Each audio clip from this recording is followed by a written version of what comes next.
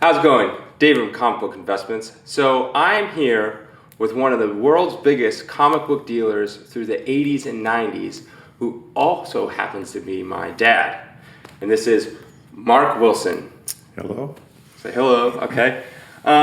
So yeah, I have a bunch of questions here. I'm just gonna kind of interview him to see kind of how it was, being a comic book dealer pre-internet back in the day, things like that. So why don't you just tell me kind of like a brief summary of what you did in the 80s and 90s as a comic book dealer. Like, did you own a comic book shop? Online didn't really exist, things like that.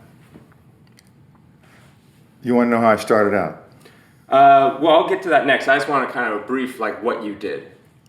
Mail order, exclusively mail order. I didn't have a comic book shop simply because of where I lived wouldn't support it. So mail order was my only option.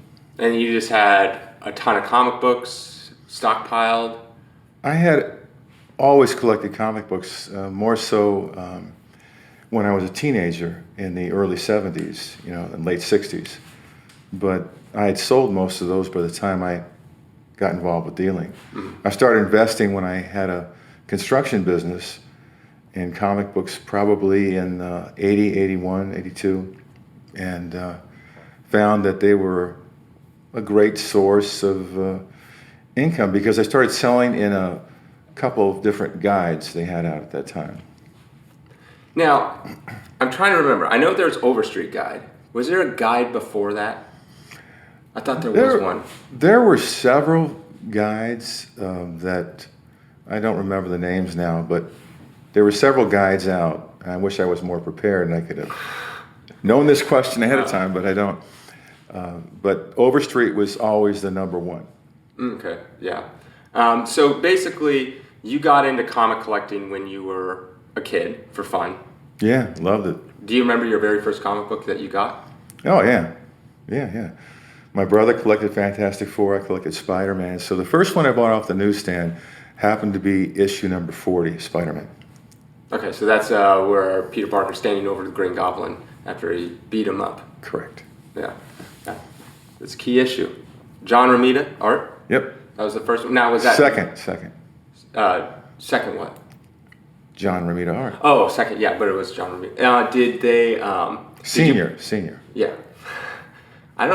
Is he still alive? I don't know. I think he's... I know his brother or his son still does it. There was no Johnny Romita Jr. at that time. Yeah. You bought that off the newsstand? Yeah. Okay. And then from there, you just went and hunted bargain bins and anytime you get some money and stuff like that? Back where we lived, at that time, it's not anything like it is today. If you happen to live in a large city and you knew of a comic book shop through word of mouth from people in your school, okay, you had access. But where I lived, in a small city called Pacifica, which is now it's a suburb of San Francisco, but back in the day it wasn't. There were no comic book shops, and so you only had your bike to pedal, if you had a bike, and so there was nothing around where we lived. So it was just, I would ask kids whenever I saw them, "You have any comic books?" So you're classified as a nerd immediately at school. But I got, a nice small collection that way. Okay. And now when you obviously collected as a kid, what happened to those books? Did you carry them over into adulthood or did they get thrown out when you went off to college or anything like that? No, I got into wheeling and dealing probably when I was sophomore in high school, freshman or sophomore. So you would... 14, 15. So you would take some comics and try to trade up and things like that with those Yeah, kids? and also sell through different mail order avenues. They had, I'm trying to think of that paper they had that came out once a month. So you would sell comics through the paper? I started selling mail order, In high school? Yeah, early in high school. Dang, I didn't know that. So you did that. I'm assuming then you went off and did your own thing you had a construction company, right? Yeah, I got into high jumping and track and field and decathlon and all that, and that took up a... Interesting enough, I looked this up. By the way, he was an amazing high jumper. What'd you jump? 7 foot? In high school or after? Your peak. What was your highest? I quit at the ripe old age of 20, and my highest was 7.5. 7.5. Monte Vista High School. I looked this up like a week ago, randomly. You, at your high school, are the only record that still stands that hasn't been broken. From way back in the day. From way back in the 70s or something like that? Yeah. For a high jump. Only record that still stands that hasn't been broken.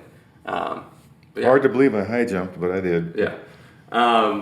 So then you had a construction business, and then and I'm assuming you continued to buy comics, because I heard through one of my uncles that they remember going over to your house and just seeing a room full of comic books. But this is when you still were in construction. You weren't full-time dealer. Most people today, they invest because they see the profitability. And so they're looking to find a place to put their money, because money markets, which are kind of flat, and then mutual funds give you X amount of dollars per year. But comic books today, it's interesting. You can invest $1,000, and if you invest right, it can be worth $2,000 in a month, or 6 months, or 3 months. So the advantages are tremendous. But back then, the Overstreet Price Guide would come out once a year, and it was wonderful to look through it and see, hey, my comic went up 5% or 6% or something. We were okay with that. But I collected for investment because I saw there was some kind of a future in it. Mm-hmm. And I wasn't sure what that future was, but I always loved comic books, so I just started buying what I liked. Okay. That's kind of key, to buy what you like. I tell that to every single person. I say, always buy what you love, because you don't want to be stuck with a comic book you hate and it goes down in value. So always buy what you love, because at the end of the day, even if it goes down in value, you hang it on the wall, you do whatever you want with it, and you'll be happy that you have it. All right, so now you have your construction business, you have a ton of comics. At what point did you go, you know what, I'm going to do comic books for a living? And like, what was the catalyst that said, that's what I'm going to do?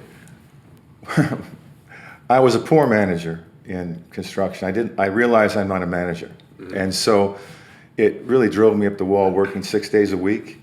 I loved the comic books, but creating an avenue at that time was difficult. Mm-hmm. But it was just one decision I made during the summer of about 1984 that I would get involved with comics. The year before I was born. And went into it, quit my job, and everyone thought I was crazy. Especially, today when you say comic books, there's a certain amount of respect that goes with that. Yeah, some people kind of know. Most people don't, but there are people that kind of know, oh, comics, they're worth something. But back in 1984, for instance, my wife's parents at the time thought I was crazy. And everyone thought I was crazy. Why would you do that? That's stupid. That's kid stuff. Because they envisioned, kids on their bikes coming to a comic book shop and rattling through things. And so, no, it was all mail order, and decided to give it a go. And it was hard at first, very, very hard, because I just didn't have the access to the material and access to customers. So just by scratching and working at it, after about a year, it grew very big. So did you have any plans of opening a comic book shop or anything? No. Where I lived there was nothing. There's nothing. You remember? Yeah. So it's all mail order, and then we ended up moving to Washington from California, and you continued with the mail order stuff. Now, how did you go about finding collections and things like that? Like, how did you get new inventory? Well, there's a number of ways to do that. I used to run ads in my local newspapers, but that gave me almost nothing. And today you can't do that because there's almost no newspapers. But I utilized mostly the Comic Book Buyer's Guide and the Overstreet Price Guide to advertise. And over a number of years, people get used to you. You take out the ads, and people give you calls. Of course, those calls will be competitive. In other words, they're going to call you and probably 2 or 3 or maybe even 4 other people. So you have to be competitive with your prices. Yeah. But that was the number one source of finding material. That in conjunction with the local convention in Portland, Oregon, that was very small at the time, and then the larger convention in San Francisco, and then the mega convention in San Diego. And what was your first year going to San Diego Con? 84. 84, okay. Did you have a booth there, or you just went to look around? No, I had a booth. I had a table. Now, you told me this story, but tell it to them. You actually saw Kevin Eastman and Peter Laird, the creators of the Turtles, Yes. when they were trying to sell Turtles 1, right? Or was it Well, no, Turtles 2? Turtles, that was a number of years later. I think Turtles came out in 86, was it? 84. 84, okay. So it must have been 85, because they were on their second season, or starting their second, or whatever. But they were just sitting behind their own booth with some of their stuff in front, and I forget which one's the artist? Well, they're both artists. Okay, well, one of them was up there just drawing, and no big deal. You can walk up and talk to him. It's no problem at all. Yeah. Well, actually, Kevin Eastman lives pretty close to here, actually. Oh. And the studio he works for, IDW, is probably like 10, 15 minutes from here. But yeah, I'm a huge Turtles fan. But that was cool. You also told me a story last night of when you met Stan Lee and no one really cared about Stan Lee at the time. Marvel was tanking. It was in the, I want to say it was in the late 80s. Yeah, when we were in the old San Diego. San Diego today is nothing like San Diego in the 80s all the way to 91 or so. It was in a much smaller building, and there was a total of 300 tables, and it was all comic books. Yeah. No, And art. books. All comic books and art. Now today it's all entertainment, games and so forth, and just a very small section is comic books. But back then it was fantastic. Great place. So I'm at my table, and on my wall on that particular convention I had, let me see, an action one, 2 Bat ones, Marvel Mystery 1, Detective 27, Fantasy 15, and then a whole slew of Golden Age. Yes, I was mostly into Golden Age. And I'm sitting there, and it's kind of a slow convention, and no one's buying Golden Age at all. It's like really depressing. Because Golden Age was the moneymaker back in the 80s, right? Yeah. Silver Age, you might have your Fantasy 15, but if you had, let's say, a Hulk 181 in 1980. Nobody wanted it. It was what, $5? It was just like in the bag, in a little bin over here. Yeah. Yeah, it was crazy. It's what we see today is so valuable. Back in the day, was not. So old dinosaurs like me, we just didn't see the world coming. When I used to work for him, he would call all new stuff, new garbage. New garbage. New garbage. And when he meant new garbage, this was like 80s on up. Yeah. Like he wouldn't touch anything unless it was probably like 1980 and Tell below. him the collection I had up in the barn. He had this barn collection where I had to go through, and how many comics were there? Oh, I don't know, 15, 20,000. A ridiculous amount. And it was just, I had to organize all these. And I would just go long boxes of Todd McFarlane's Spider-Man 1. Just long boxes. Now those books sell for like maybe $100 in a 9.8. But at the time, those were like $5 books. My dad didn't even really care about it. He bought the collection for better stuff. And then this was just the extra. And I spent a month building all these shelves and laying down concrete in the barns so the mice wouldn't get it. And Yeah.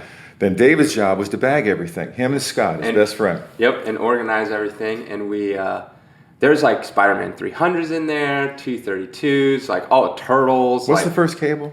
New Mutants 87. And we had a ton of those. Ton of 87, 98, because at the time, this was what year? Probably 2000. Yeah.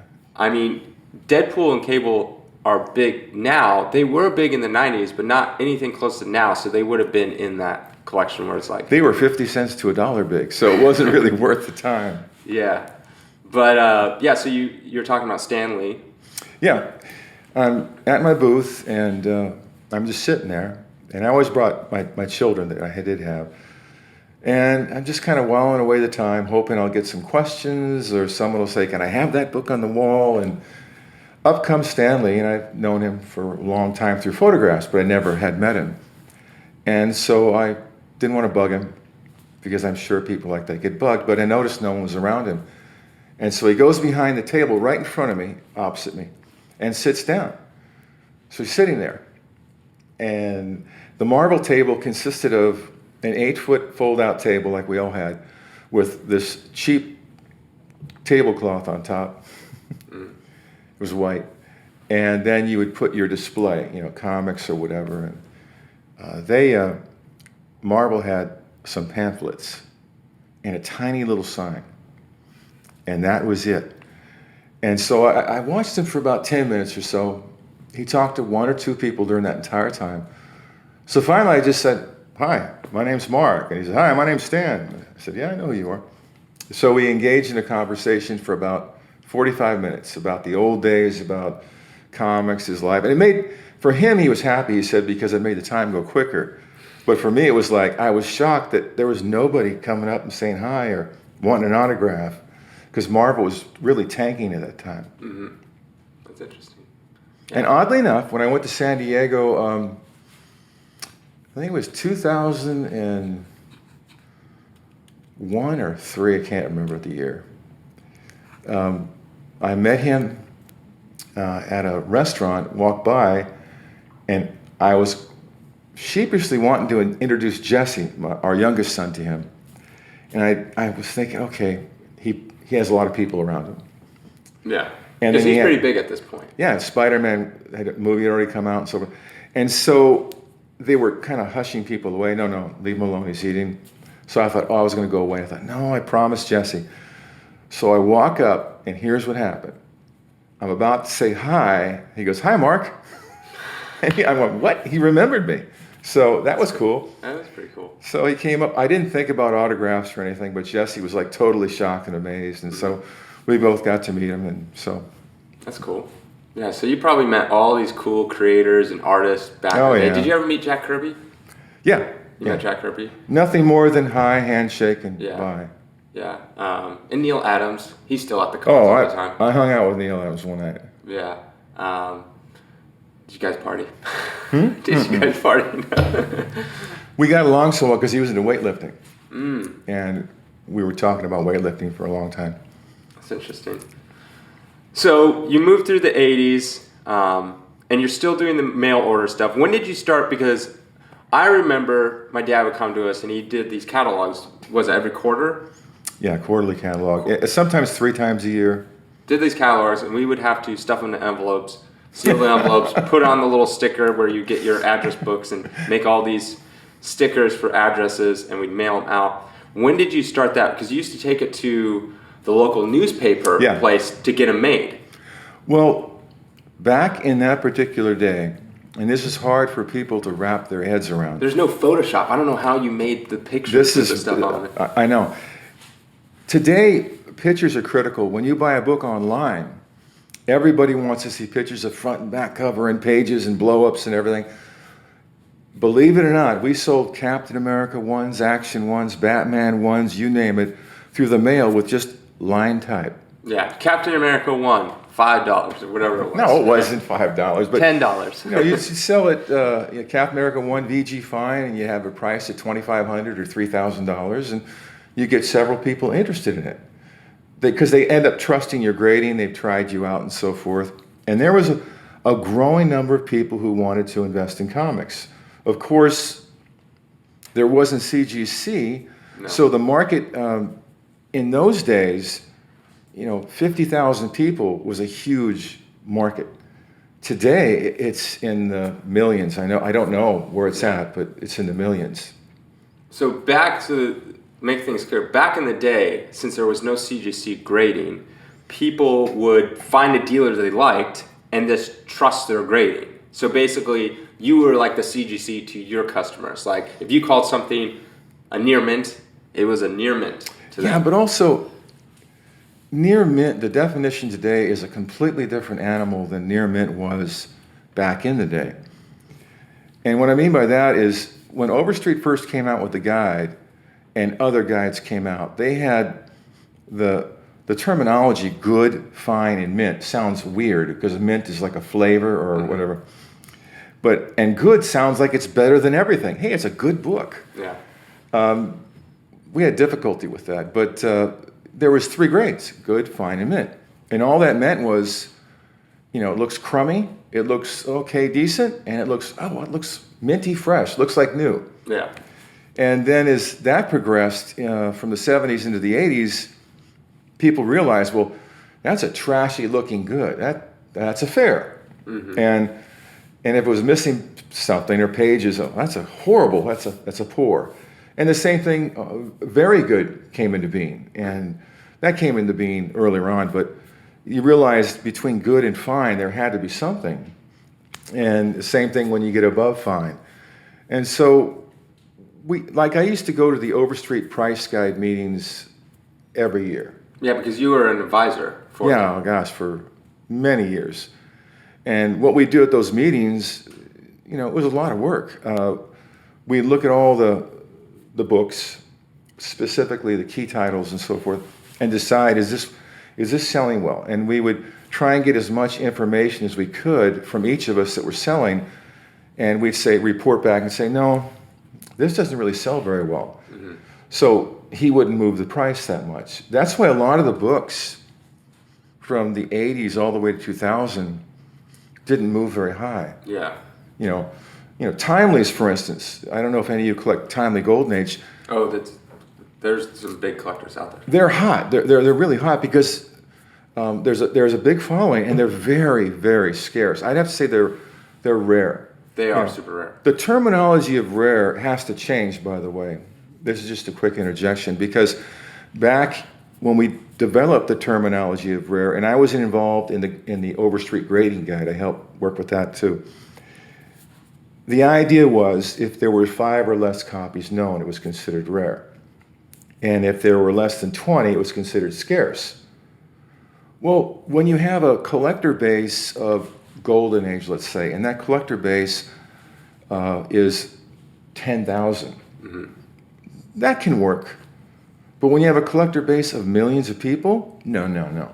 Yeah. Today I hear people calling Hulk 181 is rare, and there's... Or a Holy Grail. People get mad when it's a Holy Grail. It's like there are so many copies, but what you find is they call it rare simply because there's so many more people that want it. And it's rare to them. That there's supply and demand. If you have 100,000 people that want that book, and there's only 15,000 in existence, then we would classify that, well, that's difficult to find. Yeah. They would call it a rare book. But getting back to Timely's, they're rare. I mean, you'd be lucky to find a complete book in some of these issues. They're really, really difficult. Yeah, and also they're not only difficult to find, but when you do find them, they're always really crummy condition-wise. And I've noticed Timely stuff has been going up more and more, like breaking records more and more, and it's getting more difficult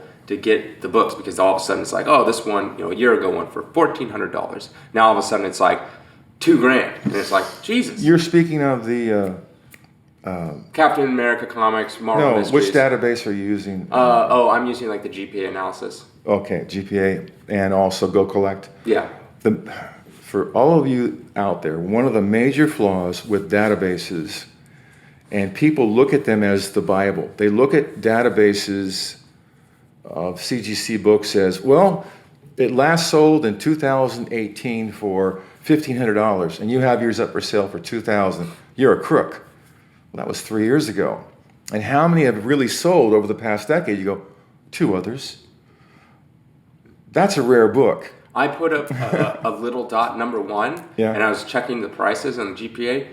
In all grades, not one has sold in over 3 years. Yeah, that shows you how tough it is. Yeah.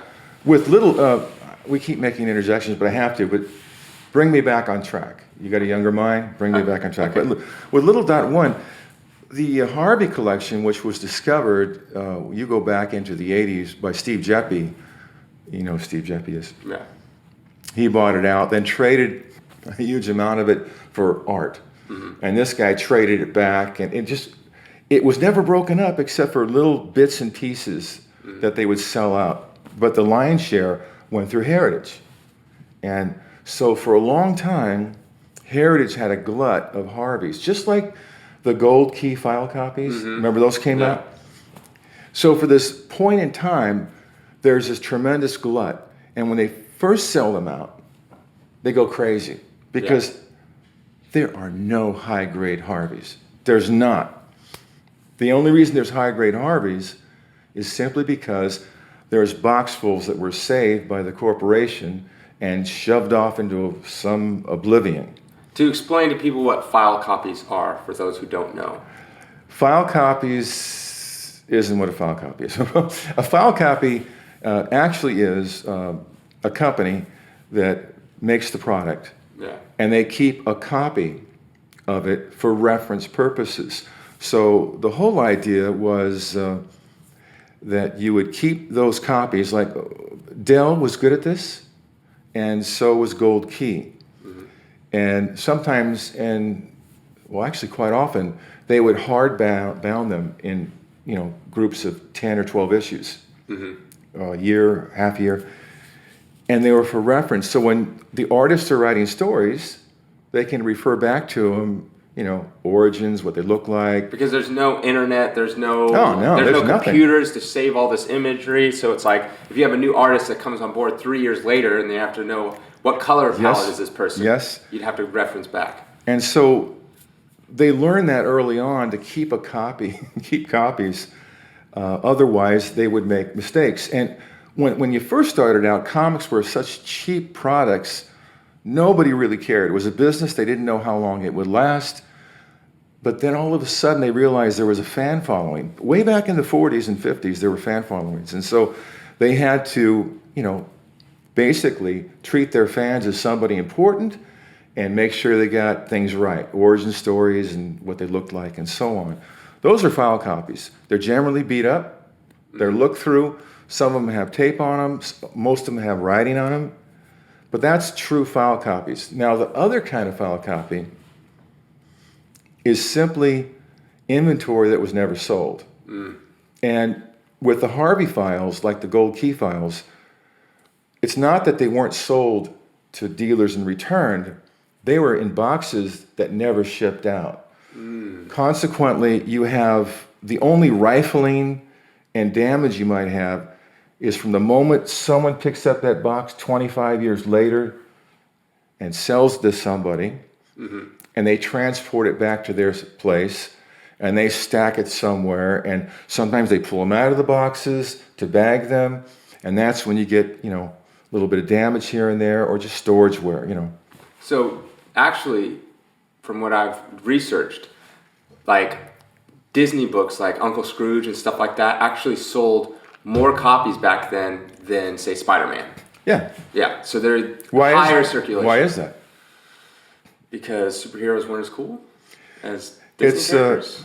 Classics Illustrated also sold a tremendous amount of copies. Dell Comics sold tremendous amounts because they were wholesome. Parents didn't mind you reading about Donald Duck. Yeah, it was okay. But if you came home with some gruesome book from the 50s that... Oh gosh, I love those. I did a video on top 100 horror covers. Yeah. And I loved it. I love that. Going through all that stuff. Like if I had a personal collection, after I get my Hulk and Turtles run back, I want to go through and get all those cool covers. The Fawcett's had some great covers that were so underpriced for years simply because there's no product. The Overstreet Guide is not what people think out there. The Overstreet Guide can only increase prices based on sales. So if you have no sales for 10 years, 20 years, or no one even sees the book, it'll just sit around. Now today, the phenomena is, because of CGC, someone finds a book, hasn't been seen, and they get it slabbed, and it's a 4.0. They think, oh, it's only a VG. But you look and you go, this thing's never sold. Yeah, or the census, it's like the only one up there. Yeah, and then Heritage will sell that book for $1 bazillion. And so that's good for everybody. But the point is that there's none of those books around. Yeah. Now, the Crowley collection with Fawcett. I was the first person involved in the Crowley collection, and I completely blew it. You know how I blew it? How? Or to reiterate for people, when we say the Crowley collection or something like that, it's the pedigree. And a pedigree means it's an entire collection that is deemed super, super high. Because not everyone knows what these things mean. It means it's basically a high caliber collection. I'm embarrassed to say how this happened. I met with the grandson in Portland, Oregon, and we were to fly out to I think it was New York, can't remember where. And I was the only dealer chosen to go look at it. And they had a mega amount of original art and then all these incredible faucets. Now, of course, people say, well, the Captain Marvel, Whizzes, and Mary Marvel and so forth. Yeah, that was all there, but also all the horror books were there, all the other types of books. And get my plane ticket and I get bumped. And I'm like, what? And so screw it. And I said, it's probably not that great anyway. The only reason I'm talking about it now is so great is because I didn't know the depth at that time. Yeah. And I got bumped and I couldn't get out that day, so I thought I'll go the next day. And I thought, oh, forget this. I got too much going on. So to reiterate, so back in your day, people didn't have digital cameras. They didn't have ways like now. When I do a deal, I'm like, send me pictures. Most of them are already CGC'd. If they're not, I say send it front and back, and people just take their phone, click it. But back then, they just call you on the phone and go, I have X. And then you just have to trust them. Trust that they have it. Trust that they're not reprints. Trust that they're in the condition they think it is in, and things like that. So it's all just sure, right? And then you have to fly out there on a whim. One of your biggest collections you got was the Rockford collection, though. Yeah, and to go in conjunction with what you said, don't think of this as always success stories. For every success story, there are 100 failures, literally. I've flown and driven all over only to find it to be an overblown, crummy collection. Didn't you tell me this one time, this guy said he had an Action 1, and he's like, it's all great. You meet him at the bank to buy it, and it's the Nestle Quick giveaway. Oh, yeah. The reprint with like $5 probably at the time. Yeah. Because there's no way to take pictures. People are like, I have it. It's the original. I know what it looks like. That's a hard concept. A couple things to remember is when we were doing our businesses back then, today you can go on the internet and Google almost anything. Yeah. Whether it be something you need for supply, frames or some kind of a platform you need, whatever. It's on the internet. Back in the day, you had to have phone books from every city that you thought might have something that you need.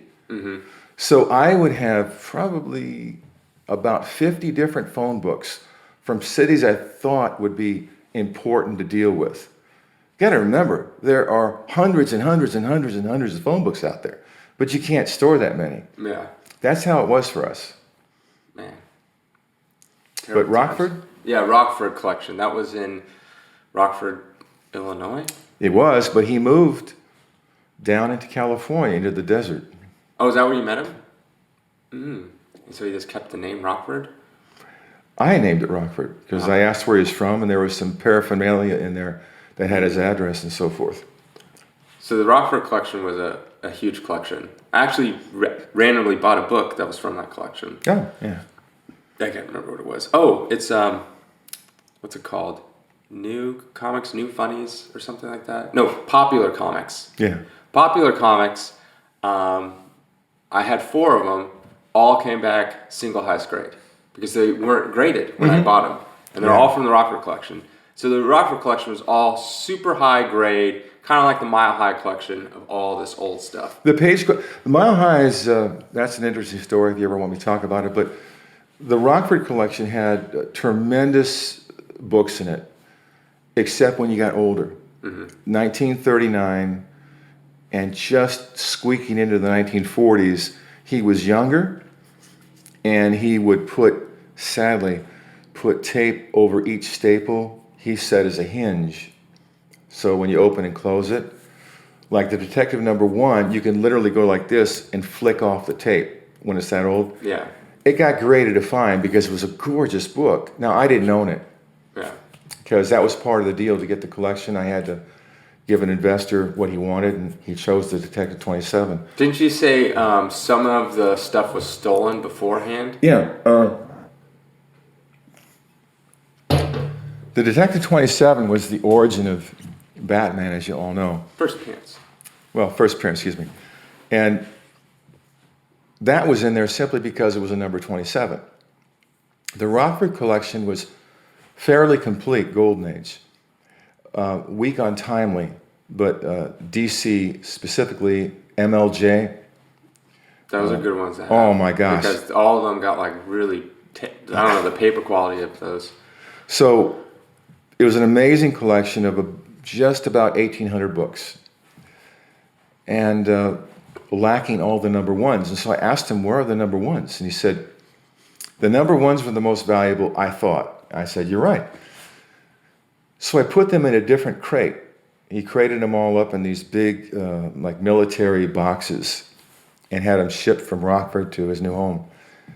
And he says, when I got home and I arrived and everything was signed off, he said I had so much to do that I didn't get to the comic books to see what was in them for a couple months.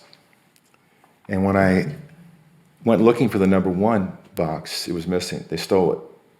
Someone in the moving company stole it. And to this day, we've seen those number ones come out. So we do know they went onto the market. But he had Action 1, Batman 1, Detective number 1. Superman 1. Superman, yeah, you name it, he had it. Captain 1. Captain America 1. So what I ended up getting was like Superman 2. He didn't go to the end. It's like Superman 2 to 100. Detective, for some reason, he didn't have a lot of the early issues, but he said he had a Detective 1. So I got like Detective number 25 or 26 through 100. He stopped at 100.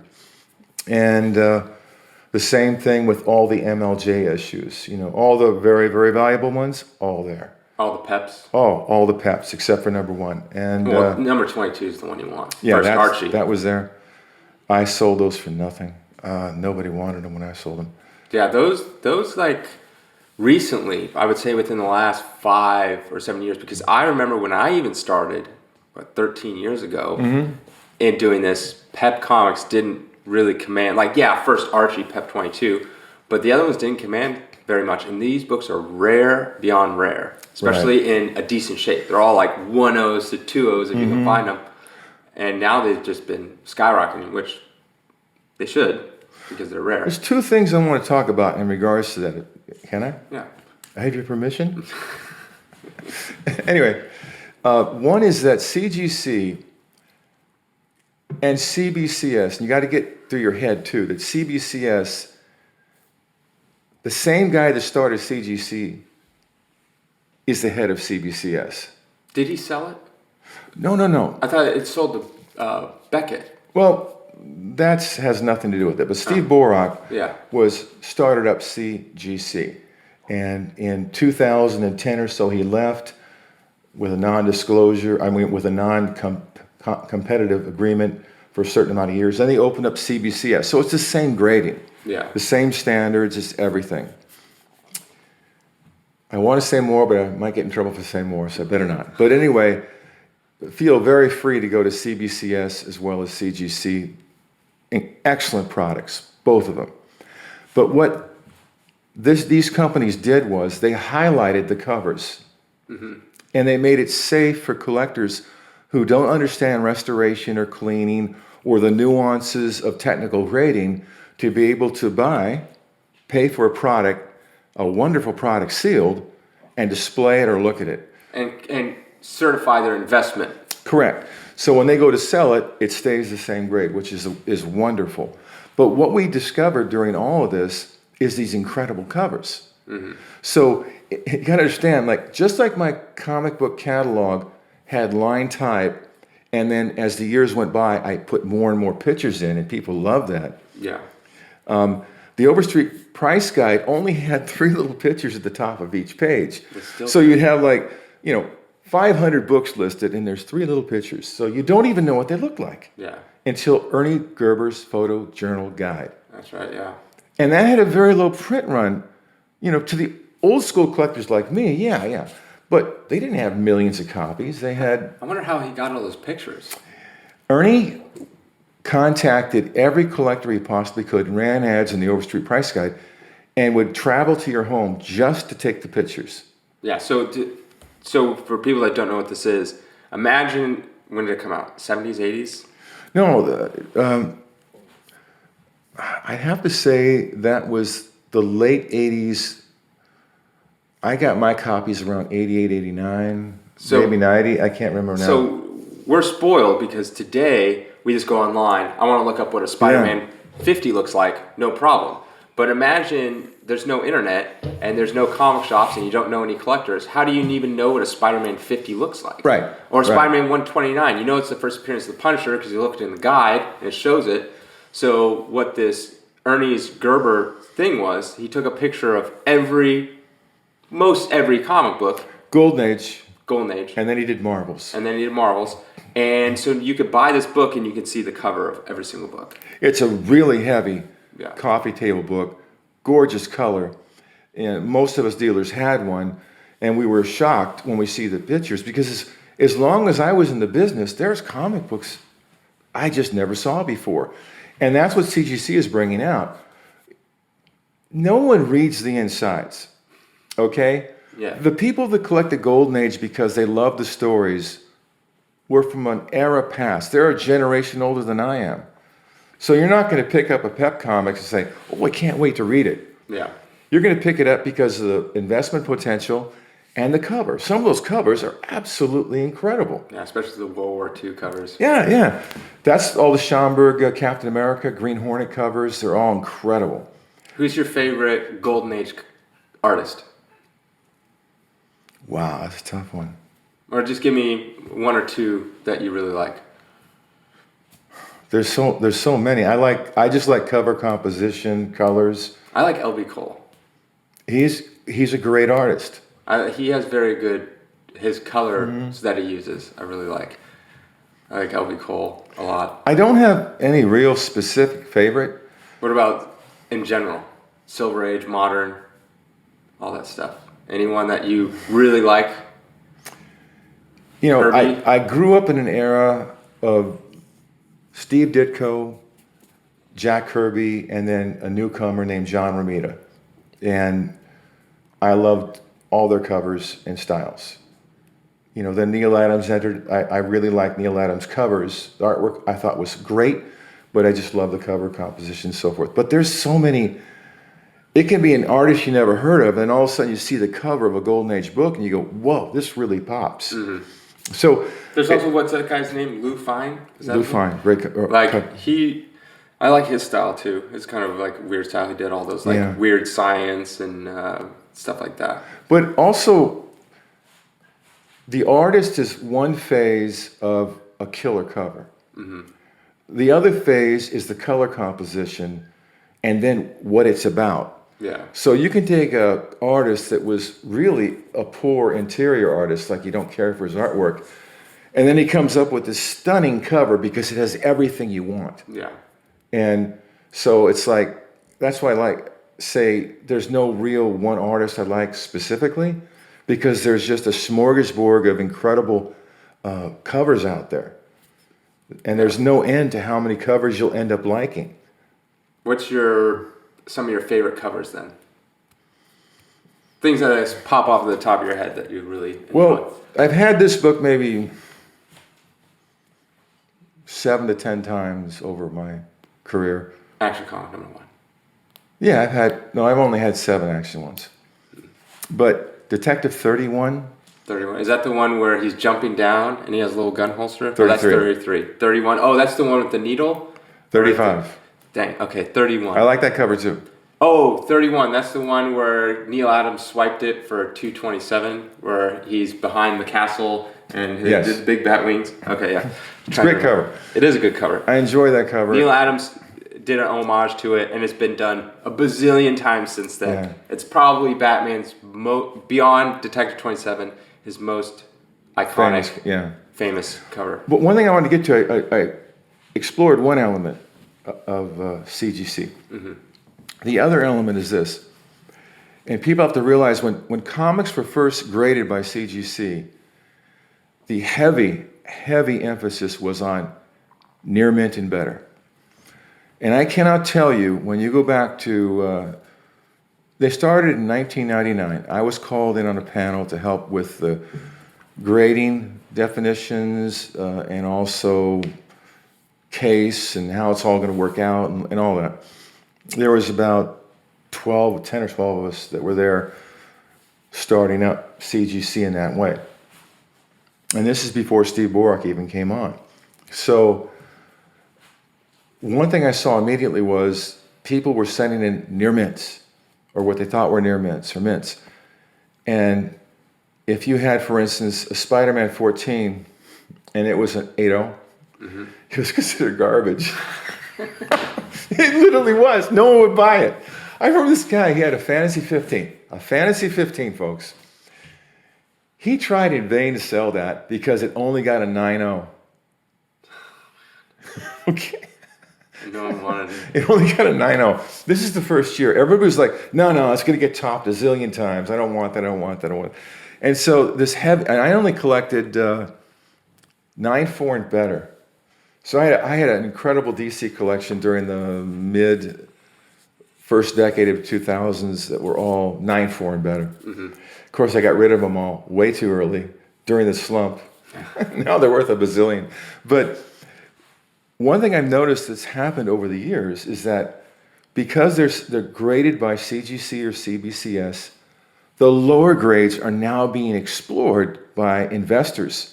You know, there's a lot of people that can't get their high grade stuff because some of it's just, people will spend thousands of dollars on a Hulk 181 that's a 1.0 or a 2.0. Like, and you would normally think that it's a trash copy or whatever, but it's like to someone who I can't get an 8.0, like, so I need something and I want that book. And the beauty is, it's like, because of that, there's so many people that want it that it holds its value. So you get yourself a Hulk 181 or something like that it's going to hold its value. Right. So when you look at it from the old school lens, there's 50,000 collectors worldwide, and there's maybe 22,000 that collect Marvel, and maybe there's 6,000 that collect gold, whatever. You're looking through that lens and thinking that, I'm not going to touch this 8.0, Green Goblin. It's going to be topped 1,000 times. So, but here's what happened: these Marvel movies, all of a sudden became blockbuster, hits. Avengers. I can't tell you what a dog Avengers, the series, was. It was the worst dog in Marvel. Avengers and Daredevil, you can have stacks of them. Nobody wanted them. And when you got them CGC graded, you go, I got an Avengers 1 and 8.5. Ugh. It just was a lead weight. Well, then what happened was more people came in. Avengers became hot in these movies. And it just took off. Now we're not looking at a collector base of 50,000 worldwide anymore. We're looking at, I don't know, you said earlier, it's in the millions. Yeah, probably in the millions. So you get an Avengers number 16. Love the cover, purple cover, Captain America. Avengers Assemble. And there was all these collectors in CGC Comics. I don't touch anything below a 9.4. I want a 9.6. I really want a 9.8 only. Yeah. Well, now you got, what happens when you have 5,000 people who want a 16? Yeah. They'll go for the 4.0s, the 5.0s. You have to go. There's not that. If you look on the census right now, you can pull it up anytime you want, folks. You look at these Avengers comic books, and all of a sudden a little light bulb goes off in your head. Anything from 1 to, say, 50. Look at the census numbers below. You'll see numbers like, for the number 1, there's a lot of pressure on that book, and there's probably 50% are ghosts. You know what ghosts are? I do, but for them, tell them. When you look at a census figure, you must understand that if someone gets a book, a dealer sends in a book like an Avengers 1, and they get a 5.0, and they go, darn it, that's a 6.0. I know it's a 6.0. They crack it out. They send it back in. It gets a 5.5. Doggone it, I know it's a 6.0. They crack it out. They send it back in. They get a 5.0. They crack it out. They send it back in. Here's my 6.0 on the 4th try. Yeah. All 3 of those labels are trashed, but they're on the census. Yep. So people don't realize when you say, okay, let's look at Hulk 181, and they say, oh my goodness, there's 3,900 copies in universal grade. I don't know what it is. Yeah, I have no idea. It's a lot. Probably close to I would say that you can throw away easily 50% of those. Yeah. Because they've been pressed, cracked out, pressed, cracked out, pressed, cracked out. Until people get, and maybe I have it and then I sell it to someone and they think they can get a better grade. Yes. So they crack it out and then they get it. It's not a good grade. They sell it to someone else. They crack it out. So it's the same books getting multiple Yes. ghosts. And that's why CGC or CBS encourage you. They'll give you a little bit of a discount if you send in the old label. Yeah. So they can keep the census accurate. So are the censuses accurate? Oh man, no, they're not even close to accurate. Probably on the rare stuff, they're probably a lot more accurate. The stuff where it's like 5 on there, it's probably most of them it's probably 5. Yeah, CGC tries to clean it up when they can, but if no one sends them in the labels and tells them, I don't. So. Right, so it's like, I know one guy that sent in a Fantastic Four #2 in the early days and got the 9.4 on the 11th try, which means there are 10 of sub these, 9.4s. 9.2s, 9.0, 9.2, 9.2, 9.2, 9.0, 9.2, 9.2, 9.2, 9.4, bing, got it. Yeah. Trash can with all of them. And on the census, it says there are, X amount of Fantastic Four 2s. No, there's not. And we're seeing that today because whenever high-grade Fantastic Fours come out in these auctions, what happens? Skyrocket. They go crazy. And people say, why would you pay so much? Because they know. They're the ones that are doing this. Yeah. They know that they're actually more rare than they really are. All the comics are far more rare than we think they are. Yeah. And that's why, a lot of people, I encourage older books as investments. Because the fact that they're not only, back then people literally, when do you think, there's always collectors that kept stuff nice, but I would say probably in the 80s and probably early 70s is when there's people that literally just would buy and hoard in like perfect shape. Yeah, it was Robert Bell who came out with the first real manufactured comic bag. And that was around 1970. Before that, we used to use saran wrap and cut and then make our own cardboards, and we'd wrap the saran wrap around, tape them. The flaw was you couldn't get the book out. Yeah. And so we always, little kids are always like, what can we do about this?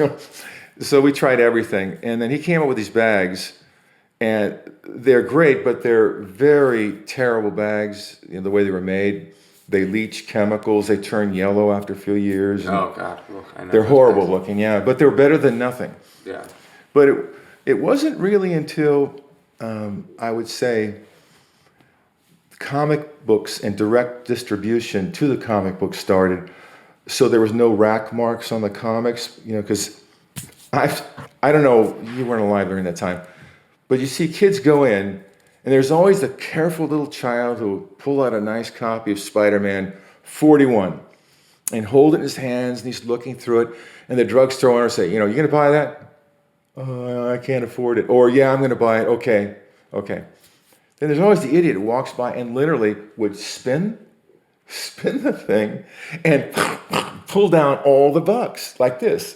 Because they came up to 1/3 of the top was showing. Yeah. And they would literally grab it and go, a bunch of comic nerds, and ruin all the books. Yeah. So you'd have to go to another drugstore, and you were very limited when you only had a bicycle. So, but I saw that happen to me. Yeah. So you told me this one story yesterday about, so back in the day when they would deliver comics to a newsstand, now they put them in a nice box and they ship them to you. Back in the day, they would just wrap them in like string. Yeah. And like a newspaper thing, just drop it. You told me how you knew someone who had the opportunity to buy, like, I guess I'd call it a distributor package of Fantastic Four #1s. Yeah, Gary Carter. Yeah, he's an old timer, older than me. So tell that story. Well, it's not my story; it's his story. But he's told it to me, so I guess I can tell it to you. I don't know who he is. He was at a very small con in San Diego, not the San Diego con, but there was a guy trying to sell these comic books he found, and I don't know where they came from, and I don't want to embellish the story. But Gary said he'll come out to a car and take a look at them, and it was a full string-wrapped Fantastic Four. And understand that today you've probably gotten comics that on middle spine, right and left, where you open and close it, and then top and bottom, there's like a divot. Yeah. And that's because the string the first copy, especially in the bottom copy, got pretty bad. Yeah. They used to throw them away, actually, at stores. Then the second copy, less damage, third copy, less damage, and so forth. Well, he had complete string wrap stack of Fantastic Fours. And Gary comes out the car. He opens the trunk. He turns them over. He goes, "Oh, Marvel." He goes, "I don't want them." He was a DC freak. He's older. He bought Showcase 4 off the newsstand. But this is way back in the mid-'60s probably. Might have been 66 to 68. And he says, "Oh, that's a bunch of crap. I don't want it." So he passed. So he passed. Yeah. You also, growing up, you lived next to actually someone who became a comic book artist. Well, yeah, right down the street, Steve Lalo. We used to haunt him for... Because he was older than you, and he collected comics, and so you'd always go over to his house so you could actually see these comics for the first time. I'm bigger now, but at the time, okay, you gotta understand, that was about 67, 68, so I was 11 and 12 at the time, and my brother was always a year older. And when we were young, we were really little, okay, like munchkins, okay? So we didn't get our growth until later in life. And Steve Lealoa was his sophomore in high school, who was 6'4". Mm-hmm. He's skinny, but he's huge. We used to look up at him like this tower. And I remember the day we came, we just got to see his collection, because we heard all about his collection.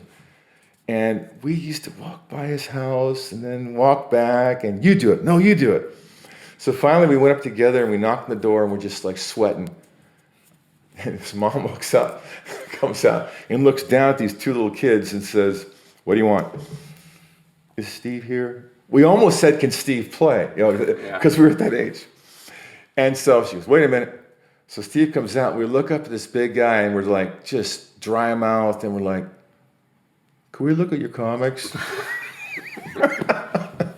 Because there is no internet. There's no way to even see a Spider-Man 1. You would have no idea what it even looked like. And this is what he did. He said, "Sure." Huh. He brings us into his room. And he, on these sawhorse type things he created with the plywood, stack after stack after stack after stack after stack of comics, no bags. None at all. And so he just sat there and looked at comics while we looked at comics. And then from then on, we'd go over to his house and he'd bring some outside. He'd just sit and read comics like we looked at comics. And then we discovered what a phenomenal artist he was. Yeah, he's worked on like Spider-Woman, Marvel, Team Up, all stuff like through the 70s and 80s. Howard the Duck. I think he did some Star Wars too. Probably, yeah. So. Yeah. And then right up the street was Alan Gordon, who became a very proficient inker for the industry in comic books. So, I started working with you when I was very young. Probably, my earliest memory is in the Longview house. So I must have been, 4? And I started doing bags and backboards. Yeah. Right? And you used to pay me a penny per bag and backboard that I would put together. And then that was a lot of money to a 4-year-old. Yeah. And then at some point, I started getting faster at it, that you're like, all right, I might have to pay you by the hour because I would do them so fast. That was like my first job with you. And then what did I do? Like sort comics, taught me how to grade. You were good at it. You were very fastidious, so I always trusted you. Yeah. I was probably, of all my brothers and stuff, I probably worked for you the most, by far. And I would work and try to get comics. Right. I remember I tried to complete my Hulk run and my Turtles run, which I did. I completed the Turtles run, but I think I had a number 1 third print. Tell about the comic you found today from the old days. Copy of? Oh, yeah. Well, I sold my collection to start the business, but then I found like a little box of comics in there, and I was going through it, and just like a lot of stuff, nothing major. But in it was a Avengers 48. Yeah. In like a 9.0. In like a 9.0, I was like, oh, randomly. Just sitting there. Yeah, just sitting there. I would always get like random stuff. Yeah. Like back when I probably got that 48, it was probably worthless. Like nothing, right? 48 back in the 90s. Probably wasn't anything special. You want to hear about some of the collections I got? Yeah. The Rockford was an amazing collection. Of course, I sold it during the era when it was raw, and I traded it a lot for advertising for the Overstreet Price Guide. And I pretty much stupidly sold it out before it became valuable. But I remember there were several collections, but I'll just speak of one. I go to the post office, and there's sent, the cheapest way you can possibly send something is a long box. And I'm thinking, oh no, another long box of crummy, not $2, $1, 50-cent books. Yeah. There's nothing on the box except my name, my address, my post office box, uninsured. So I give them the ticket. I don't have to sign for it. Take it home. I sit down. Day goes by. Don't think about it because I'm dreading opening this box. It's going to be just ratted out garbage. That evening, I open the box, slit the sides, and I go, what the heck? It's all crumbly, because they weren't, not even one of them was put in a bag. And so you can imagine. What year was this? This was before we moved into the Castle Rock house. So this was, I would say, mid-1990. Okay. And so I open it up, and there's a little piece of paper that has the guy's addresses. Send me what you think they're worth. That was it. And so I okay, put that aside. I couldn't even pull out a book. I had to turn it on its end and let it set for a second, and I could just barely get out a book. So I pull out this book and look at it and goes, this is a thick book, Golden Age book. Like, how did you get it into this thing? They curved it over, So I carefully pull it out, and this one's was at the end, so it's kind of damaged, And so I'm going, startling number 5. I go, I never even had a startling number 5. Pull out the next one. It's an MLJ. Pull out the next one. It's a DC Gold. Pull out the next one. And finally, I got enough room that I pull out a little stack. In that stack is a Detective 33. Origins of the Batman. GVG. I keep going, and then it's a lot of Star Spangleds and just good Golden Age flashes, early flashes. Really good. There was a Flash 2, second Flash appearance. And then I pull out this next stack, and as I flip it over, right on top, Detective 27. About a GVG. It's like a 3-0. Huh? 3-0. About a 3-0, which was worthless at that time. Not worthless. Nobody wanted it. I couldn't get rid of it. But anyway, as we went through the whole thing, because of the way he packed it, he hurt a lot of the books. But it was probably a collection at the time that was worth $20,000. Wow. Just sent you a box of comics. Uninsured. Well, he probably didn't even know what it was worth. So I sent him a letter and sent him $10,000 check. And he said, I'll go see if they'll take 50. If that's not enough, I'll negotiate. He goes, I had no idea. So he says, yes, I'll take the 10 grand. So I used to go with you to collections when I was very little. Yeah. The two I remember the most was the one where that guy was a super freak of Superman and had Superman pretzels, Superman hats. Yeah, Superman 1 to like 300 straight. Yeah, and I remember you had to, because back in the day you had to go through these collections. We drive there. That's hours. I let you drive on the freeway. Remember? You let me drive. I let you drive on the freeway. And what did you do? I wasn't old enough to drive. Yes, you were for that one. I was 16. You drove on the free. No, you weren't. No. But you drove on the freeway because you said, Dad, can I drive? Can I guide? And there's the on-ramp, and you skidded. Remember? I don't remember this at Right all. on the freeway, you skidded to a stop because we missed the on-ramp. And I said, David, you can't do that. I just remember going to that guy's house, and he made me hot chocolate. His wife made me hot chocolate, and I watched TV at his house while you looked through everything. And then I remember the collection you got, which was, there was him and his brother. Mm-hmm. So in 1968, Marvel revamped a bunch of their superheroes. Iron Man 1, Hulk 102, Nick Fury 1, Doctor Strange 169, I'm forgetting Iron Man and Submariner 1 and 2. Submariner 1 and 2. Oh, 1 and 2? Yeah, and they had Captain Marvel 1 and 2. Captain America 100. All those ones that said like Premiere. And Silver Surfer number 1. And so all the ones that had the little sticker, Premiere issue 1. Yeah. They got all those. This was when CGC was like new. Yeah. Some of them came back a 9.9. Yeah. Not for me. Yeah. And I remember you I just sold them for, remember I had the Christmas catalog? Yep, and you just one of each. Yeah, one of each. 60% off guide. Yeah. Are all near mints. Oh, they can't be near mints. Guy gets them in, they're going, oh my gosh. 9.4 to 9.8. Yeah. The thing about Iron Man #1, all 9.4s and 9.8s, some even came back 9.9s, and like, what did you have, like 50 to 100 copies of each? No, Iron Man #1, I had a limited supply, and I gave half of them to another dealer who wanted to get in halves with me. So we had 6 long boxes. I ended up with 3, and I ended up with about 25 Iron Man 1s. And when I sent them in, because I kept back some that, and the only reason is they wouldn't sell. I offered them 60% off guide. Nobody wanted them. And so I said, oh, I'll submit them. So I submitted them, all 4 of them. I got 196 and 3 9/8. And this is in early 2000. I couldn't sell them.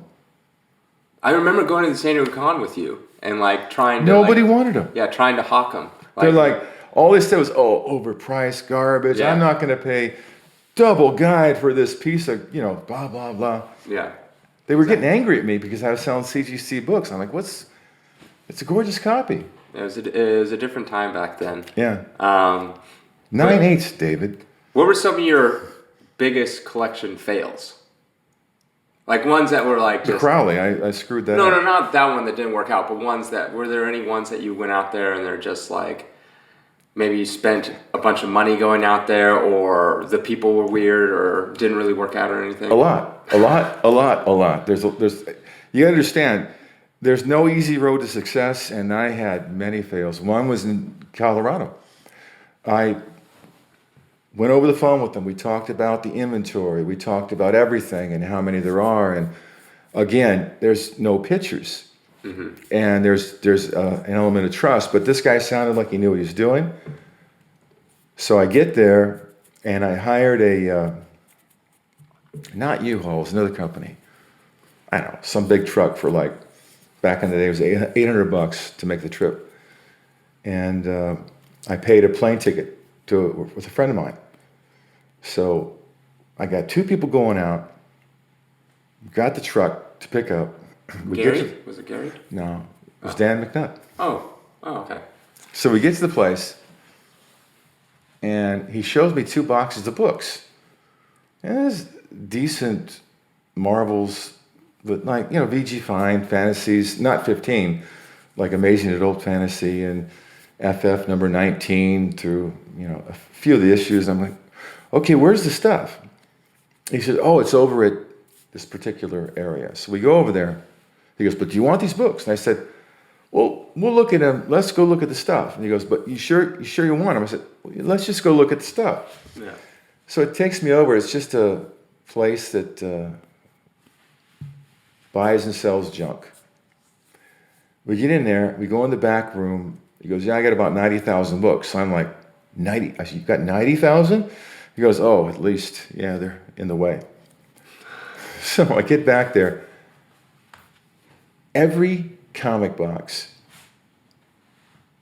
is not a comic box. It's just a cardboard box, stuffed, with them standing up vertically. Other box on top. The lids are not closed, and the boxes are this much short of the height of the comic book. So they're all crushed. So every comic is crushed, an inch flapped over. Next box up, boom. So there's like 3 boxes high, and this one on down there. And I look at them all, and they've been sitting that way for like 15 years. Yeah. So they'd gotten aged, and it was just a bad environment for them. Sunlight coming through, and it's terrible. And what were they? They were just overstocked from comics that never sold from all over the area. I looked at every box. It was worthless. So I talked to the guy who called me, and I said, he goes, oh, I'm sorry, I didn't know this, but you want my books? So I came all the way out there because he wanted me to buy his books. So I went home with his books. I had to give the truck back. I had to pay a penalty and fly back home with 2 boxes of books that were $2,500 value.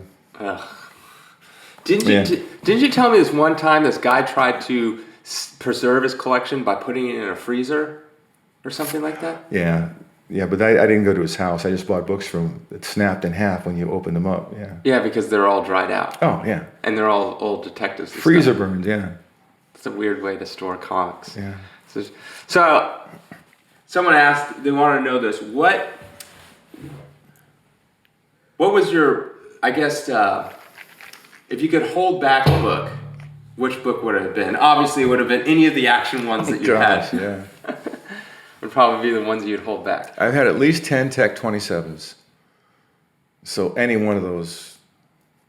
You had at one point, which you put in your catalog, a complete run of Captain America comics, 1 through, what's it go to, 76, 78? I just had 1 through 75. I didn't have 76 through 78. Yeah, but it was all really, really high grade, right? For the most part, the number one was the Kansas City copy that ended up grading out as a 9.0 and it's been off the market for many years. And then 2 through 10 were probably, in old days, we thought they were very fines, but they're more like fines. Except for I had the Chicago number 7 and a few other Chicagos in there, copies. And then there was, when you go up higher, there were some amazing books I had, just amazing. All, by technical rating of today's CGC standards, there was many 9.4s, many 9.0s, many 8.0s. So they were all real nice books. Do you remember what the price was that you wanted to sell the I whole offered collection? the whole collection for $75,000. Yep. I didn't get one bite. One bite. Not even the one whole, nearly the complete whole, except the last 2. 1 through 75, Captain America. All Timeless. high grade. And this was late 90s, early 2000s? No, it was, I want to say somewhere like in the mid-90s. Mid-90s? Yeah. The Captain America was dead as dead can get. Nobody wanted it. Yep, and then you ended up just piecing it apart, right? No, I traded it. Oh, I traded it for advertising and Disney art. So I thought I'd get into some Disney art because I was so frustrated. You have no idea. You look at it now and you think, that's impossible. But some of the stuff was so dead. Like Reform School Girl. Yeah, I had a copy. I had this. I got 3 copies of that. All right? 3 copies from this guy. Okay, I couldn't sell them for 4 years. Nobody wanted them. Nobody wanted them. Conventions, nothing. I could not get rid of those Reform School Girls. I couldn't get rid of the Captain Americas. I had the entire Mile High run of Morphons. Those were really hard to get rid of because they're too expensive. Yeah. It's like. If you could start, you don't have a personal collection now because you pretty much. No. You worked for Heritage for a little bit. I had 6 kids. Impossible. Yeah. You worked for Heritage for a little bit recently. About 2 years almost. Yeah, and then now you're back at doing comics on your own again. Yeah. Because you sold your business, was it 2001? I sold it right at 2000, yeah. At 2000, yeah. Because I was still in high school. Because I did that whole barn collection. Yeah. For Scott and I, me and my best friend would be out there working from like sun up to sundown. He would come and say, we're working too much after like 14 hours of work and pull us away from work. And then I remember we were almost done organizing the entire barn collection and then you sold it all. I never even looked at it. Yeah, never even looked at it. He just organized it. I never even looked through it to see what I had. Yeah, you had some good stuff in there if I can remember correctly. But I sold it all to a company. I can't say their name, but I sold my entire business, my mailing list. Because you were called World's Finest Comics and Collectibles. I sold everything. And after 2 months of a 6-year payout, the check stopped coming. Yeah. I lost everything. Everything. It was the most devastating blow one can imagine. But you've since rebuilt a little bit, worked for Heritage. Very minimally rebuilt, yeah. It's really hard to get back in the game. It sounds weird, but if you could come up with $50,000 back in 1985, you could become a major top 10 dealer. Now, you told me a story forever ago. You told me there's a kid, I believe his name was Nick or something. His parents said, what do you want to do? He didn't want to go to college. He wanted to be a comic book dealer. So they gave him a bunch of money. And you told me, is this, or am I just remembering this all wrong? This kid would come up to the table. He was probably early teenager, very early teenager, like somewhere between 12 and 14. And he would ask to look at books. And you're like, okay, you're not going to look at this book. There's no way. Yeah. And so no one took him seriously until he said, okay, I'll buy it. And he tried to negotiate a price. And then his dad would come over and they'd write a check, which then you're very leery. In those days, there's no way to check a check to see if it was good or bad. They would walk away with the book and then so you don't do that. It doesn't matter what information you take. Yeah. There's nothing you can do if they, run out on you. So I would only take checks from people I knew and dealers I knew for certain that would not, do something to me. This is before credit cards and everything it was a different world. Cash was what spoke. Cash is king. So did he ever become a big dealer? He got involved, and he had some incredible inventory for about a 3-year span, I think. And then he went down to the dark side. Oh, joined Darth Vader? No, he got involved with real bad stuff, and drugs? He was out of it. I don't know if there's drugs or not. So if you could start a collection over again, right? A series or a book, what would you start with for your own personal collection? Oh, great. Like, let's say you, For reading enjoyment? just for whatever enjoyment you want, not financial enjoyment. Right, that's hard to. So you can't sell this. Divorce is financial. Let's just pretend you have all the money in the world. You don't need to sell this or anything like that, and you just want to buy it for pure enjoyment. What comic or what comic series would you start with to start your personal collection? You collect your youth. Yeah. So I always enjoyed Spider-Man. So would you start with Fantasy 15? Love the covers. Number 1, or would you start with Spider-Man 40, your first book?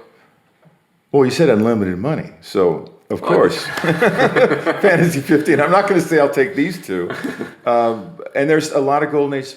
I'm at the point now where I enjoy the covers more so than when I was younger. Yeah. Because I've seen a lot of artwork and tons of comics. And now I look back at them and I really appreciate the holders and the display potential. So there's a lot of golden age books I would just go through and let my eyes decide, what I wanted. We all have different understanding what makes something pop at us. We like different things. But I like Spider-Man, always have. And there's just a nice group of golden age I'd like to get. But Action 1, Detective 27. Not necessarily. They're both great covers. Expensive, but there's some incredible covers in the detective run that I would love to have just to keep around. Batman ones or pre-Batman? In the Batman run, there's a lot of campy covers. Campy means funny, Do you ever, when you're going through books and stuff, do you ever stop and look at some of these, the 50s, it's pretty bad, really campy, and it's like what is going on in the story until you read it? Have you ever read some of them? They have nothing to do. Yeah. One of my favorite ones is where Superman's walking around and everything he touches, he's trying to get water, it turns to gold. Right. Everything, I'm like, what is going on here? So I had to read it. So I read it. And I just remember he had something's going on with him. He's belted by some ray something very... Some type of kryptonite, probably. I have no idea what it is. So he's turning everything to gold. And I remember this kid runs up to Superman and he's like, Superman, can I get your autograph? He's, sure, no problem. He grabs a pen and signs the autograph and gives back the pen, but he turned the pen to gold. And then the kid yells at him and starts crying because you turned my shiny red pen into a gold pen. I hate you, Superman. Just really stupid stuff like that. One thing that people have to realize from this era is the writing has to be top-notch. Yeah. To produce a comic book. And even if you're a top-notch writer and you have a top-notch artist, it's still difficult to get published. Back in the day, they were cranking these out for 10 cents, which meant that it went to the drugstore for about 6 cents, right? Mm-hmm. And the drugs, from there, it went to the child for 10 cents, but they also had to pay the printer on their little, out of their 6 cents, they had to pay the printer, the artist, the writers.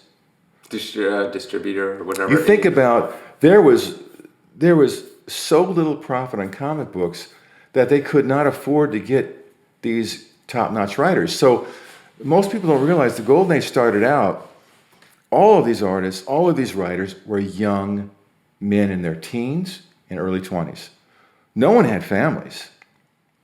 They were just people that had the time and could sit there and write all day, all night. Stan Lee actually wrote under a pseudonym because he was embarrassed to write for comics. Right. Because Stanley Lieberman. Yep. Mm-hmm. And his brother Larry Lieber, Yep. who no one liked his artwork, but anyway. But yeah, it was a different time, and it wasn't until the Bronze Age, Neil Adams and Denny O'Neil, where it was kids that grew up reading comics, aspired to be a comic writer or artist, and that's when they started realizing, hey, adults read comics too. It's not just kids, and so they started more adult themes, started bringing in more money. Things changed. It's like, you'll know him as Sheldon Moldoff. But I knew you liked him. Shelley Moldoff. I knew him real well. I knew him sadly when he was in his late 75, before he died, in late 70s. And real nice guy. But he was telling me his stories. I listened for hours. All of the detective comics and Batman comics from the 1950s, Bob Kane would always have his Square Bob Kane or Bob, whatever. And other artists had to do that. They ghosted for him. He rarely drew anything. He drew in the earlier issues, but like early detectives. And drew some later issues, but it was mostly Shelley Moldoff doing it under during the 50s and 60s. Shelley Moldoff. Before that, you had an array of different artists. Dick Sprang did a lot of work for him, and there were others. But then you got into Carmine. Infantino, yeah. But Shelley did a tremendous amount of work, and I said, well, what'd you get paid? And he said, well, I had a family by that time, because I don't know if you're aware of this, but Shelley Moldoff did the cover of All American 16. Oh. That was an incredible cover, just amazing. But most people don't realize. He also did some Flash comics too, right? Oh, Shelley Moldoff did the Hawkman. Yeah. Incredible Wings and the Pirate. It's just, he did some incredible artwork. So, but by that time in the 50s, he had a family. And so he worked out a contract with Bob Kane to do the inside stories, Detective Comics, outside cover, Batman, the same thing. So he was a very prolific artist during the 50s and 60s, and he got $15 a page. How much for a cover? Covers, he said, were about $35 for a cover. But was that in 1950? Like 50s. $2 million? No. But he said, he goes, I was able to, raise my family on it. And he goes, that's all I wanted to do. And, you got to think that spread only lasted for like 14 years for him. 14. And back, like artists today, what they do is they create the art. They get the money. They also get royalties if the comic sells X amount. And they keep the art. And they keep the art. And that's basically what the companies do, is they give them the art back, because technically it belongs to DC or Marvel. They give it back to them as a gift, and then the artist can then sell it. And then, depending on the artist, you can sell, maybe if you're not a big artist, like $100 a page, and then maybe you cover for $1,000, right? But if you're doing a bunch of comics, that's extra money you can have. But back then, original art was worthless. Like no one really wanted it. Yeah, no one wanted it. They reused sometimes the backsides, but like Jack Kirby said that in the early Timely office, you got to remember all these guys were in their teens and 20s. That's you got to focus on that. So remember, when you're in your teens and 20s, what's your attitude in life? Party. Yeah. Well, now it's a little bit more aggressive, but even back then, it was about having fun. Yeah. You had infinite energy, it seemed. Well, there and they rented the cheapest possible place you could possibly afford. Everything was cheap as possible so they can save as much money. And they're in this crummy joint in New York, and you always have floodwaters come in, rains and so forth. They come in one day, and no one wanted to work. Shoes were built differently back then, okay? They weren't waterproof. No one wanted to work in, 4 or 5 inches of standing water. And how do you get rid of it? They pulled all the artwork from off the shelves in the back room and threw it on the floor and walked on it all day long. They got rid of probably years of artwork by throwing it on the floor and letting the water... This is Marvel. Well, it was timely at the time. So this is 40s, 50s, before they became Atlas. 40s. They had a treasure trove of artwork. I mean, today it'd be valued at... There's no way you could value it. It's all the early history of art. From the timely, it was just on the floor. To soak up the water. Interesting. Well, it's been fun interviewing you. Is there anything else that you would like to say to the people out there? Don't be a dummy like me. I crashed and burned too badly. Invest in comics because you like them, you enjoy looking at them, and understand that there'll be more collectors in the future. So what you think is the most important thing in the world won't be for the next generation. You've got to expand your mind a bit and understand that it's going to keep going on. Mm-hmm. Your golden age is different than mine, and that's the way it is. So yeah, like I always tell people about that. Some characters get lost to time, like the Green Llama. No one cares about the Green Llama. Most people probably don't even know who the Green Llama is, but he had his own series. Yeah. He had his own. What was it? Was it Fawcett? I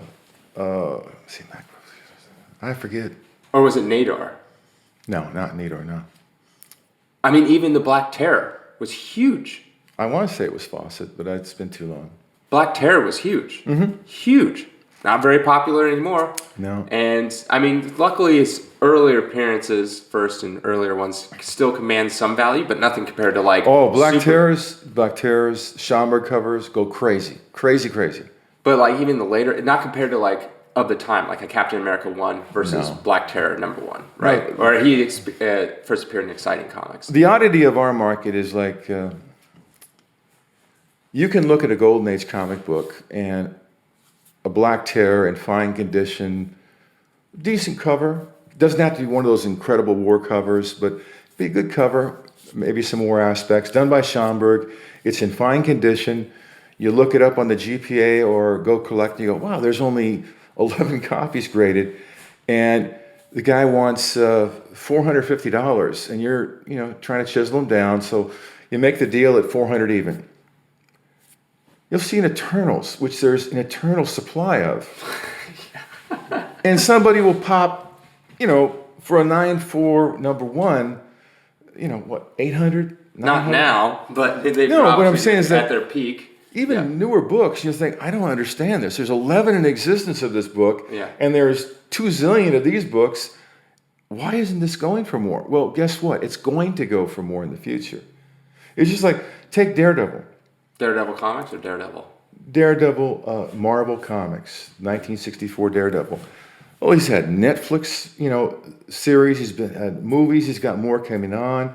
He's finally gotten his due just in this last 2 years. Yeah. But go to Daredevil number 20 through 50. Dead. And you're thinking, okay, wait a minute.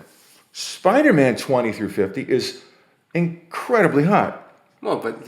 Fantastic Four. Yeah. Incredibly hot. Avengers? No. Fantastic Four, past like 25, used to be this dead, right? Yeah. And it wasn't only until I would say the last 2-3 years. Except for the key issues. Except for the key issues. But like number 33 or 35, first Dragon Man, right? Nothing. Worthless, right? It would never command very much, but now recently, only in the highest grades. Yeah, but now it's actually been going up because people are finding them more rare and Fantastic Four is getting hotter. Right. My point was, People focus on the number one because that's the way we've always done things. Number one's worth 1,000, number two's worth $100. That's just the way it's always been, even though they're a month apart. But now we're starting to see it cover. The attributes of covers bring in the higher dollars. Because you got to remember, folks, that the Overstreet Price Guide would price like this. Number one, 1,000. Number two, whatever, $100. Number 3 through 5 is $60. Number 5 through 10 is $35. Number 11 through 20, they didn't know what the cover was or nothing. He had to figure a way to price them. Well, that mentality is stuck with us today. And unless you find a character that, hey, guess what? On panel 6 of page number 4, there's this guy, and he became this guy. Mm-hmm. Now all of a sudden it's worth $1 zillion. That's the way we work today. But if you take Daredevil's hot. Why isn't, besides the Gladiator number 18, why isn't the Jester 15 through 40 worth buying? Well, it certainly is. Look at the GPA and look at Go Collect, and you go, wow, 32. There's only a total of 200 copies graded. And this guy has got a 9.2, and he wants $90. I know. And you're going, something's wrong with this picture. So those may seem like terrible investments by logic today, but if you go out into the future, those are going to be very valuable books. Got to get into the old Silver Age, the old rare I would stuff. recommend heavily just to, pick up Daredevil 32. It's a fantastic cover. And if you can get a 9.0, get a 9.0. Yeah. What's the two covers with Dr. Doom on it? Is it 45? 36. Oh, 30. 38 is 1. 37, 36, 37, 38. The series is in there. Payspot, P, 34, 33, The Beetle. Yeah, it's right in there. You have to look it up. Yeah, I don't know what it is. But all of a sudden that book was like nothing until Dr. Doom could appear in the new Fantastic Right. Four movie that may come out. Well, it probably will. But all of a sudden that book it's like doubled or tripled compared to the other ones. So it's like you never really know. It's like this past year, you saw Fantastic Four Annual 2 go berserk. Yeah. And Heritage brought out the original artwork to the interior, a lot of the pages, and the book itself went nuts. Which went nuts. 2 years earlier, it was just a nothing book. Fantastic Four number 1 has been dragging. Yep. Spidey 1 Annual has gone berserk. Why? A Sinister Six. Sinister Six is in it. And so if you want a VG copy, you used to be able to pick those up for $80, $100 the most. I sold a 3.0 for 2,000 recently. Right. So think ahead, guys. Who's on the cover and what's the lead story of Fantastic Four Annual number 1? Submariner. Is it the first of Submariner? Double page splash is in there by Kirby. A new story. It's not a reprint. It's incredible, but no one relates to it. But now look at Submariner. Submariner was one of the deadest series. As a matter of fact, in that collection, this sounds crazy. I got 300 Submariner 1s. 150 I gave to the other dealer. I had so many 9/8s, I didn't know what to do with them. I couldn't move them, couldn't sell them. I sold them at 60% a guy, got rid of them. Now it's super hot because he's going to appear in Black Panther 2. Correct. So Submariner 1 annual, the annual FF1, watch what's going to happen. Yeah, it's going to So buy it now. Yeah. Buy it now. Tiger Shark, number 5. Yes, Submariner 5. Submariner 5, Tiger Shark, was dead as can be. Always it wasn't loved the even cover. a key. No, it was nothing. You go back just 2 years ago, that thing was, you could pick up a 9.4 for nothing. Yeah. Now it's super expensive. Super expensive. Okay, your show. Well, all right. No, it was a pleasure talking to you and hearing about this. I'm sure a lot of people want to know about the olden days of comic book dealing. Thanks for coming on. And everyone, have a good day. Take care.